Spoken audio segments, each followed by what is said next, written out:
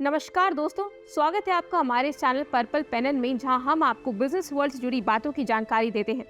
Shark Tank India Bharat का सबसे popular show बन चुका है। इसके फर्स्ट सीजन से लेकर सेकेंड सीजन तक बिजनेस वर्ल्ड और मार्केट में काफी इम्पैक्ट देखे गए हैं। आज हम आपको शार्क टैंक इंडिया का मार्केट में क्या इम्पैक्ट पड़ा है इसके बारे में बताएंगे, लेकिन उससे पहले आप हमारे चैनल को सब्सक्राइब जरूर करें और बेल आइकन को प्रेस करना ना भूलें, ताकि जब भी हम कोई नई वीडियो डालें तो आपको सबसे पहले नोटिफिकेशन मिल जाए। चूंकि ये पहली बार दिसंबर 2021 में प्रीमियर हुआ था, शार्क टैंक इंडिया ने बड़े पैमाने पर एग्जीक्यूशन किया है। रियलिटी शो जो वर्तमान में अपने दूसरे सीजन में है, न केवल शार्क से इन्वेस्टमेंट हासिल करने का मीडियम बन गया है, बल्कि स्टार्टअप्स के लिए एक्सपोजर हासिल करने का एक तरीका भी बन गया है। सीजन 1 में अप्लाई करने वाले भारत के 62,000 कैंडिडेट्स में से 198 बिजनेसेस को शार्क के सामने अपने विचार रखने के लिए चुना गया था। इन 198 में 67 बिजनेसेस को S1 में इन्वेस्टमेंट मिला।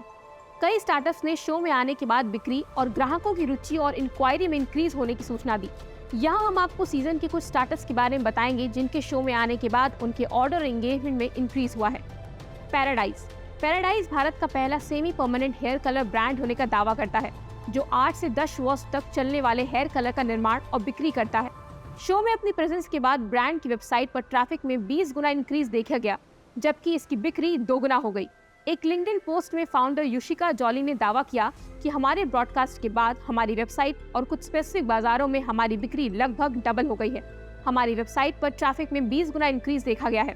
कई डिस्ट्रीब्यूटर्स ने हमसे संपर्क किया है और पिछले 2 दिनों में हमारे इंस्टाग्राम पर 9,000 से ज्यादा फॉलोअर्स हो गए हैं। Flat head shoes urban employees के लिए पूरे दिन के आरामदायक जूते बनाते हैं, जिनकी कीमत 1000 से 5000 रुपए पर पैर के बीच होती है।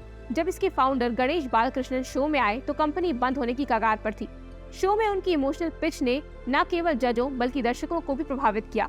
हालांकि उन्होंने शो में प्राप्त इन्वेस्टमेंट को एक्सेप्ट नहीं किया, लेकिन शो के ब्रॉडकास्ट होने के बाद उन्होंने अपना पूरा स्टॉक साफ कर दिया। फाउंडर ने कहा कि हमने भारत में अपनी इन्वेंट्री लगभग बेच दी है, इसीलिए हमें क्षमा करें यदि आप www.flatheads.in पर अपना साइज नहीं ढूंढ पा रहे हैं। कंपनी ने 900 जूतों का एक limited version Flatheads not out collection भी लॉन्च किया और 60 घंटे के भीतर 813 प्री ऑर्डर प्राप्त किए। टी-फिट मॉमप्रेन्योर ज्योति भारद्वाज ने टी-फिट की स्थापना शुगरलेस ड्रिंक्स के बिना कैलोरी वाले विकल्प के रूप में की थी। बेवरेज कंपनी के फाउंडर ने अपनी सावधानी पूर्वक और अच्छी तरह से तैयार की गई पिच से सभी शार्क को प्रभावित किया। एक बार एपिसोड ब्रॉडकास्ट होने के बाद टी-फिट ने केवल 30 मिनट में अपने मंथली सेल्स रिकॉर्ड को पार कर लिया, लेकिन एक अचार भी समाप्त हो गया जब अमेज़न ने स्टॉक से बाहर जाने के बाद लिस्टिंग को दबा दिया। भारद्वाज अपडेट के साथ लिंक्डइन पहुंचे और मदद मांगी। शार्क और बोर्ड के को-फाउंडर अमन गुप्ता ने अन्य लोगों के साथ पिच की। बिक्री में इंक्रीज के अलावा टी-फिट को बड़े पैमाने पर इंक्वायरी भी मिली, जिससे भारद्वाज को अनुरोधों और प्रश्नों का जवाब देने के लिए टेम्पररी कार्यकारी सहायक नियुक्त के लिए प्रेरित किया गया। स्किपी आइस पॉप्स शो में ऑल शार्क डील हासिल करने वाला पहला startup Skippi ice pops Hyderabad के युगल रवि और अनुजा काबरा द्वारा स्थापित एक पॉप्सिकल ब्रांड है। कंपनी ने आइस पॉप्स को 6 flavour raspberry, orange, mango twist, bubble gum, cola और लेमन में लॉन्च किया है। शार्क टैंक इंडिया पर ब्रॉडकास्ट होने के बाद इसकी मंथली सेल्स 5 लाख से बढ़कर 2 करोड़ हो गई। हमारा रेवेन्यू 40 गुना बढ़ गया और हमारी बिक्री बढ़कर लगभग 2 से 2.8 करोड़ रुपए मंथली हो गई है। शार्क टैंक आने के बाद हमें ऑनलाइन प्लेटफॉर्म के लिए 20,000 से अधिक ऑर्डर प्रोसेस करने के लिए कहा गया, ऐसा कंपनी के फाउंडर ने अपनी वेबसाइट पर कहा है। झांझी अचार सीजन 1 में भाभी उमा और कल्पना झा बिहार की दरभंगा से ट्रेडिशनल अचार बनाने वाले स्टार्टअप झांझी अचार को पिच करने के लिए पहुंची। हालांकि उनके उत्पाद और पिच ने जजों को प्रभावित किया, लेकिन दोनों इन्वेस्टमेंट लेने में असफल रहे। एपिसोड ब्रॉडकास्ट होने के 1 साल बाद ब्रांड 400% से अधिक बढ़ गया, जिसकी मंथली सेल्स 25 लाख से अधिक हो गई। शार्क टैंक से पहले ब्रांड की मंथली सेल्स 5 लाख थी।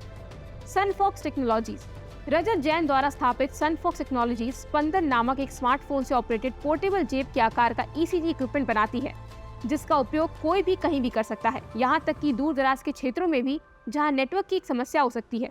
और इसे शो में ऑल शार्क डील मिली। इस स्टार्टअप को इतनी दिलचस्पी मिली कि एपिसोड के ब्रॉडकास्ट के 20 मिनट बाद ही वे आउट ऑफ स्टॉक हो गए। फाउंडर ने यह भी दावा किया कि शो में आने के बाद से स्पंदन ने 272 लोगों की जान बचाने में मदद की और अब 11 देशों को इम्पोर्ट करती है। कंपनी की क्षमता 500 से बढ़कर 5000 हो गई और इसकी बिक्री 30 गुना बढ़ गई। मंथली सेल्स 40 लाख दर्ज की गई। गेट अवे माँ बेटी की जोड़ी जिमी और जज शाह ने स्वस्थ मिठाई स्टार्टअप गेट अवे की स्थापना की, जो keto friendly, high protein, calorie और कम और बिना चीनी मिलाए डेजर्ट बेचता है।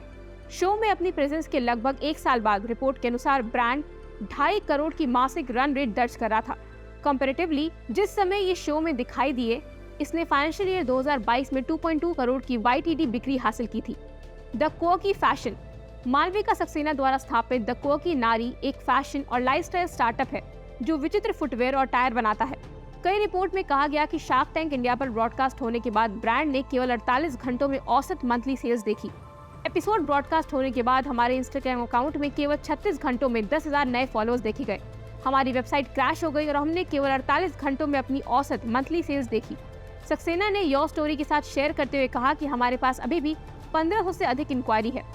तो आज के लिए इतना ही। हमें उम्मीद है कि आपको ये वीडियो पसंद आई होगी। इस वीडियो को लाइक करें, शेयर करें और हमारे चैनल पर्पल पेनन को सब्सक्राइब करना ना भूलें। धन्यवाद।